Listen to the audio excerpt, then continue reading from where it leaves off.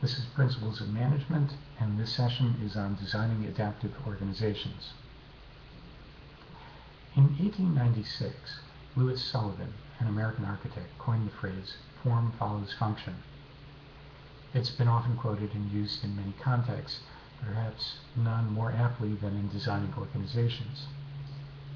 80 years later, Henry Mintzberg wrote an article in which he assessed the design of a typical organization.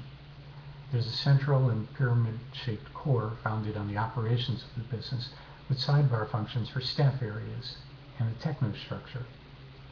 In the 1970s, this did in fact describe most organizations, and in large part it continues to do so today. But since that time, open systems theory, reflecting actual practice, has had a significant impact on the view of how organizations are structured. The very thick border between what happened inside and outside the organization has become permeable. At first, operations began to be seen as compartmentalized and transportable. They could be outsourced to overseas locations.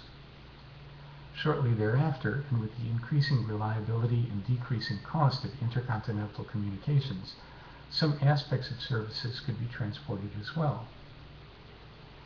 The intellectual property thing was the last one to be tightly held by the firm, with many authors espousing the idea that intellectual capital might be the singular point on which a firm could sustain a competitive advantage. But even in this subfield, concepts such as open innovation and open source architecture had begun to erode the barriers that separated organizations. Two things have been found to be very influential in shaping structure. One is technology. Is what is being produced based on individual or small batch orders? Is it based on mass production? Or is it based on a continuous production that is fully automated design? And the second thing is customer contact. How much interaction with customers is needed? Is it specialized to the customer, or is it something where you're going to have a mass-produced or continually produced design? The classic forms of organizational design still persist, and they're unlikely ever to completely disappear. Organizations have goals, and resources need to be aligned and ascribed to them. About how this is managed. The person in charge of an organization, the CEO, has authority by virtue of his or her position. Authority, the right of a person to make decisions, to give directives, to allocate resources, is vested in the position, and consequently in the person who holds that position. There are other sources of power in an organization, though. Power can be based on knowledge, or access to resources, or, for second-tier managers, based on access to the higher levels in the organization. But this is only half the story. There is the concept of delegation, the transfer of authority to people within the organization to accomplish tasks, and responsibility, the duty of an employee to perform the task assigned. It is accompanied by accountability, reporting back to management, and justifying the actions taken. Now, a manager may be responsible for a few or a great number of people. The trends in recent years have been toward flatter organizations with fewer levels of middle management, but the number of people an average person can manage is a function of both his or her own cognitive and social strengths and the stability of the organization, as well as the degree to which tasks being managed are routine, that support systems are available, and the degree of interdepartmental coordination that has to occur.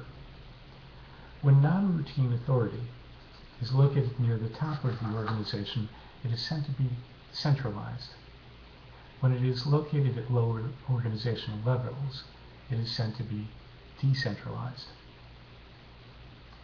The classic forms of an organization are the simple organizational design, the vertical design, the divisional design, the matrix design, team-based, and the virtual network. These are each general structures. The actual structure that any organization has will likely be unique to that organization. So let's go through these. The simple design, which is typical of a very small business, is one in which a relatively small number of employees all work for one general manager. A small retail outlet may have this type of design. The vertical design is one organized by function. A person will be in charge of accounting, another in charge of operations, a third in charge of human resources, and so forth. A divisional structure is one that uses vertical design separately for each of its business units. If a corporation owns both a retail outlet and a manufacturing plant, the functional roles, the management styles, the human resource functions between these two divisions are likely to have little in common, so it may not make great sense to combine them into a single organizational structure. The matrix structure is one that applies more often to staff areas than operational ones, but it can apply to both. If an organization has a divisional structure but only one legal department, the legal department may be asked to focus on problems pertinent to either division or to the organization as a whole. For problems related to Division A, the head of the legal department would be responsible to that general manager, and for problems related to Division B, for that general manager. The team-based system is useful for those situations where solutions must be found quickly and can be done so by cooperation and agreement rather than by directing decisions to a central authority. Teams can be specific to a project, or they can be permanent and consider new projects as they come up. In a virtual network, a firm will subcontract most of its major functions to other companies and serves only to coordinate their activities. This means that each of the functional areas within the firm will have to coordinate with each other. It's similar to the vertical design, except that rather than working within departments, the central office will work with outside firms. This works well in manufacturing, where firms can employ a modular approach. Teams in virtual networks can be assembled for a single purpose or as ongoing systems. A task force is a temporary team assigned to solve a problem and will be headed by a project manager. Now, all organizational structures rely on coordination and collaboration among the horizontal layers of the firm, and these are relationships that can build over time. Well-coordinated activity can be a function of everyone adhering to specifications and schedules, but teams that have developed levels of confidence and trust can be said to have a relational coordination.